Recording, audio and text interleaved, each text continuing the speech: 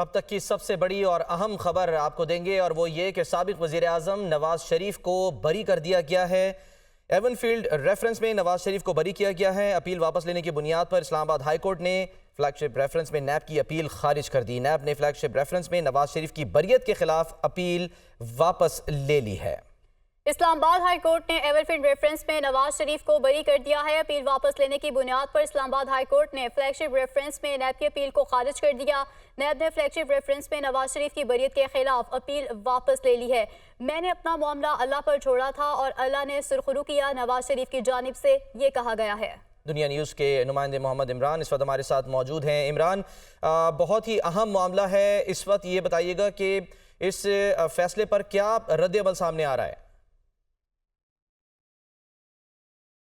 जी, इसमें मुस्लिम लीग नून के जितने रहनुमा हैं वो तो ज़ाहिर बात है बहुत खुश हैं, और ख़ास तौर पर साबिक़ वज़ीर आज़म नवाज शरीफ से जब हमारी कमरा अदालत में बात हुई तो उनकी जानिब से ये कहा गया कि मैंने अपना मामला अल्लाह पर छोड़ा था और अल्लाह ने ही मुझे सुरखरू किया है। इसी हवाले से जब फिर ये बात सवाल किया गया कि अल अज़ीज़िया रेफरेंस अभी भी पेंडिंग है, तो उसमें भी वो उम्मीद लगाए हुए हैं बेहतरी की, और उन्होंने कहा कि अल्लाह ताला उसमें भी सुरखरू करेंगे।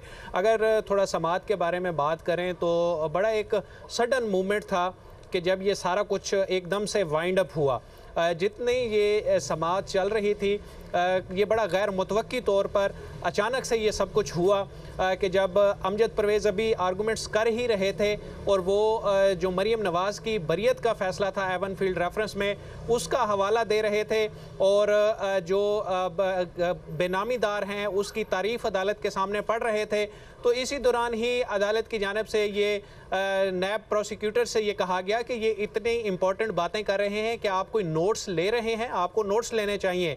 नैब प्रोसिक्यूशन की जानिब से ये कहा गया कि जी हम नोट लिख रहे हैं, तमाम अदालत ने कहा कि आपके पास तो कलम ही नहीं है। इस पर अदालत में कह कहे गूंजे।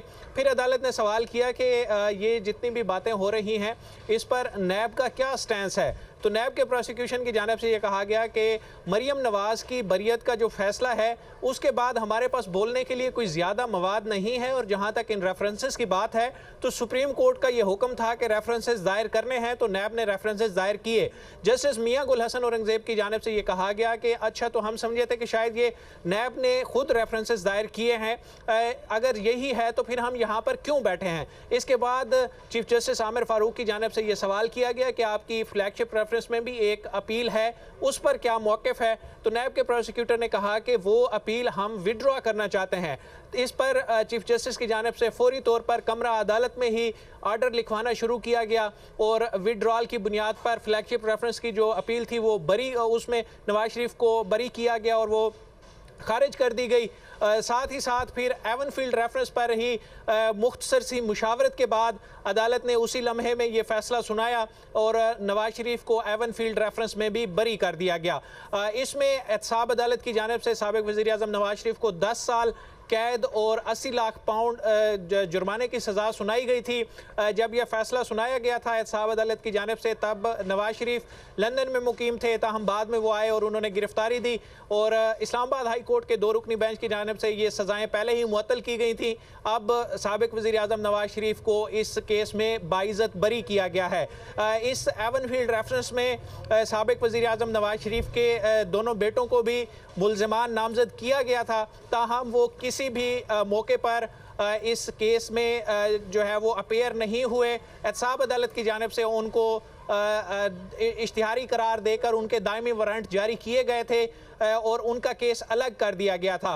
बाकी जो 3 मुल्ज़मान थे, इसमें साबिक़ वज़ीर आज़म नवाज शरीफ, मरीम नवाज़ और कैप्टन रिटायर्ड सफदर, अब वो तीनों इन केसेस से बरी हो गए हैं। मजमूई तौर पर ये 3 रेफरेंसेस से फ्लैगशिप रेफरेंस, अल अज़ीज़िया रेफरेंस और एवनफील्ड रेफरेंस। फ्लैगशिप और एवनफील्ड रेफरेंस में तो नवाज शरीफ साहब बरी हो चुके हैं, अब सिर्फ अल अज़ीज़िया रेफरेंस की हद तक मामला रह गया है, जिसकी समात आज मुलतवी की गई है, और registrar office Islamabad high court की जानिब से इसकी जो समात की तारीख है वो बाद में जारी की जाएगी।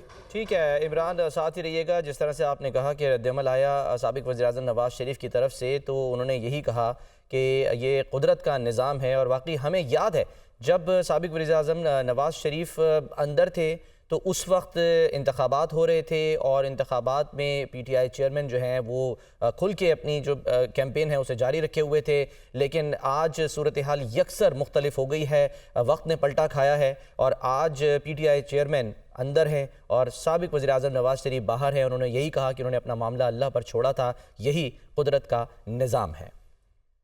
अदालत से बरी होने के बाद नवाज शरीफ की जानिब से क्या कहा गया, आप भी देखिए।